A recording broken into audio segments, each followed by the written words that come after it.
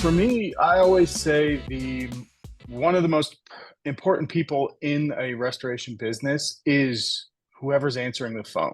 Because when that first call comes in, there's kind of two different ways you can look at this. The first one is, what's that brand promise? Most homeowners have never had a loss in their life. They've never Right. had water flowing out their front door. They don't know what to do. They're in a state of panic. They're in a state of shock. And if they're looking you up on Google or if they're going through and just finding someone to come out, they want they're looking for reassurance. They want to know, did I call Hmm. the right person? Am I going to have to roll through the phone book and go through 15 others before I get one I like? But Right. really it's, when there is a fire or, a biohazard cleanup, a water loss, that first person to answer the phone sets the tone for your company's kind of your values, your visions, your culture. This is how we handle losses. It kind of sets the Mhm. tone because realistically, that claim starts from the minute that first phone call comes in. It's not when you get on site. It's Right. that first interaction that people will look at and say, thank goodness I actually called the right people. Just in a simple, instead of, thanks for calling XYZ Restoration. Please state your name, address, location. What can I help with? Compared to, thanks for giving us a call. How can I help you today?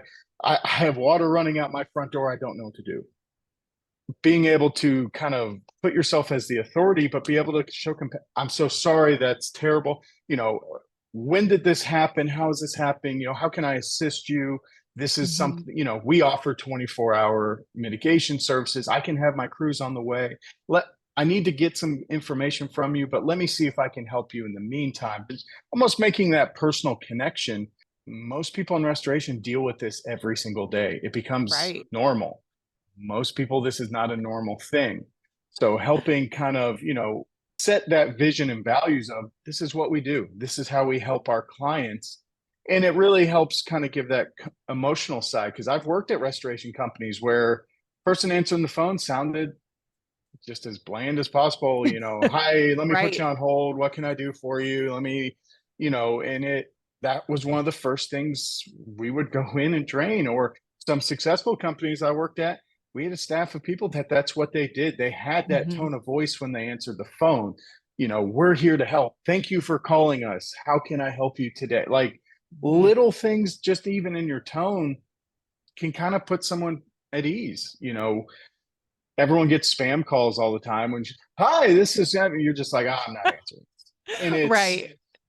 we're in a weird world to where when you do make that call, you want some customer service aspect, but also you're calling for a reason. Most people don't Hmm. call restoration companies just say hi. There's a reason No. why they're calling, and how do you help move that along? But also, the other approach to it is the business aspect of it.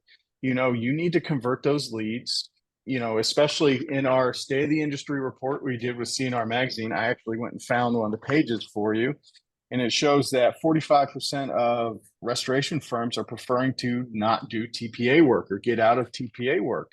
Right. Well, that means, one of the perks to TPA work is, depending which program and things of that nature, it's steady Hmm. inflow.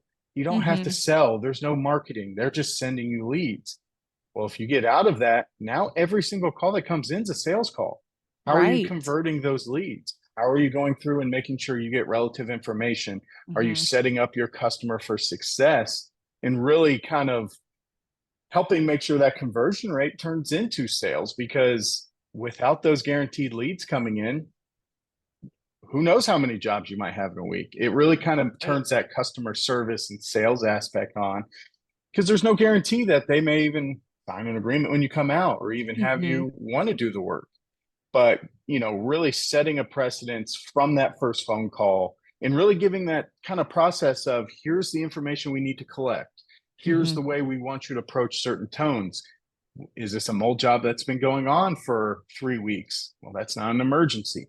Is this Right. something to where, we have a chemical spill, a suicide, something happens that requires immediate assistance, but also Right. there's a delicate way of going about it. And those are kind Right. of those little tweaks that you're seeing that are separating certain restoration companies from other and helping some kind of, really drive through. Uh, our new book, Winning with Workers, just got released today, actually. Hey, And congratulations. Thank you. And actually, one of the case studies in here, connecting work to meaning. This is a case study that we did with Seaside Restoration. Hmm. We had them on our podcast, and I was able to talk with them a handful of times. And it's that simple adage of treat every loss like it's your grandmother's house. That's a way Mm. they approach every loss, and they have tremendous reviews online. They really have cemented themselves in their community because they treat every loss like that, like it's their grandmother calling. But also, Wow. they don't do TPA work. They don't do certain aspects. They are fully generated leads, but it's all word of mouth because of the way they treat every single lead coming in. And it's really something in today's day and age where customer service has kind of disappeared, unfortunately. And just doing those simple steps of, establishing this is when we're coming out. Here's our schedule. Here's our Yes. information if you have questions. You know, being able to really train that homeowner and get things on the right foot from the start, it just makes the whole process so much easier. Because, as someone that used to come out on these calls, if you had a confrontation with the person on the phone or not a great first call, and then I Hmm. show up and someone's already kind of on the fence, it slows down the process. It makes it harder to move through and help take care of the homeowner when you're spending time re-explaining what we're doing, why we're Hmm. here. No, Hmm. we're not trying to, sign some crazy agreement or anything like that. We're here to help mitigate the damages and get you back to pre-loss conditions. But it really it all starts with that first call. And I can't stress how Absolutely. important having that good process and getting that in your people's hands to understand that as well. Absolutely.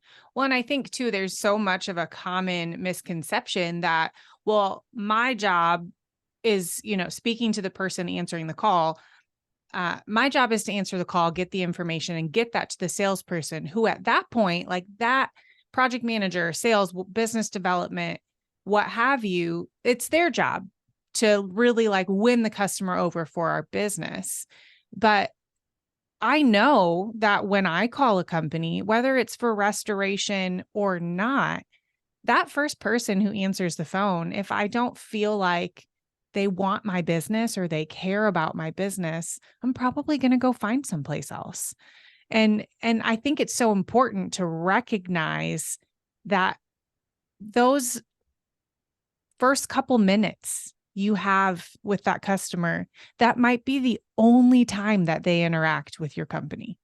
Kind of call scripts have gotten kind of a bad rap over the years. We think of service centers, we think of those like spam calls that you already spoke to. A script doesn't have to feel impersonal.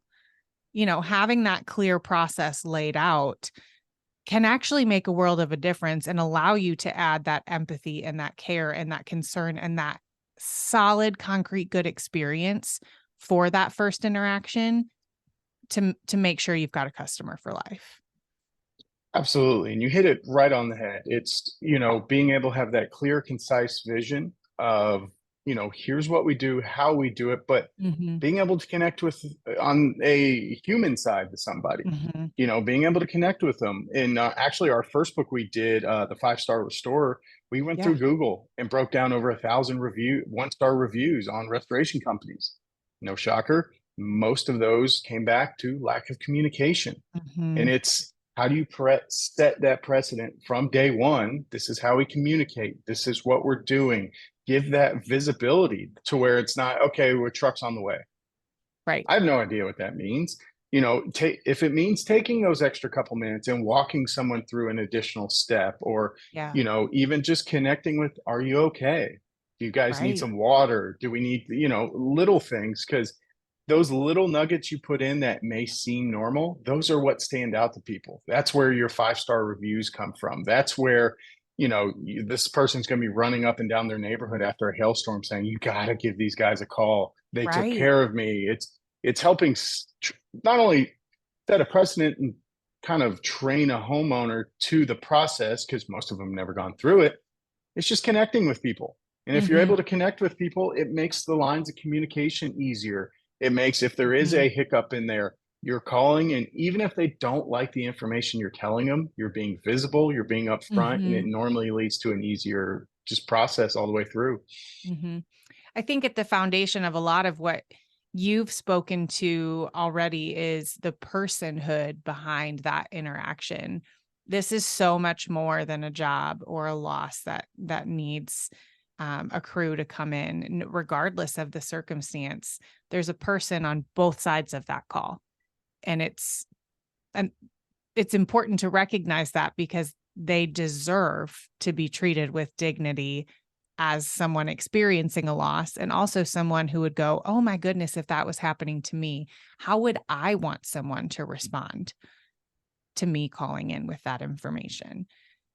So I think that's so key, so key. And that's a lot of what we're hoping to cover, in our webinar of it's in the restoration industry. This is day in, day out. We hear these all the time, but for that person calling in, just like you said, it might be their first interaction with any sort of disaster in their home. And we have to treat them as such and respond as such every single time. Absolutely. And it's, how do you give those clear communication points? Mhm. But realistically, I mean, sure, you can have a great brand, you can have a great logo. It's really the community. It's the community and the interaction you create with the people that make them customers for life. Mhm. It's, you know, we can have the greatest looking truck that rolls up, but it's the conversation, I had with Tim or I had with Juan who came out. Those are the ones that I remember. I still get Christmas cards from a homeowner when I first started in the industry because she Oh, had that's a cool. older lady who had a pipe burst on Thanksgiving, Oh, came out, took care of the house, was able to talk to her, and was able to get the home dried out. And then another pipe burst on Christmas a couple weeks later. oh no. She got on the phone, called me, and I'm like, all right, stopped at McDonald's on the way, and we had McDonald's for Christmas dinner at her house, and it was a terrible situation. She had two pipe bursts in two different areas of the home within a couple weeks. It was an older house. She was an older lady that lived by herself, but at the same token, there was no other phone call she was making. It was right to us.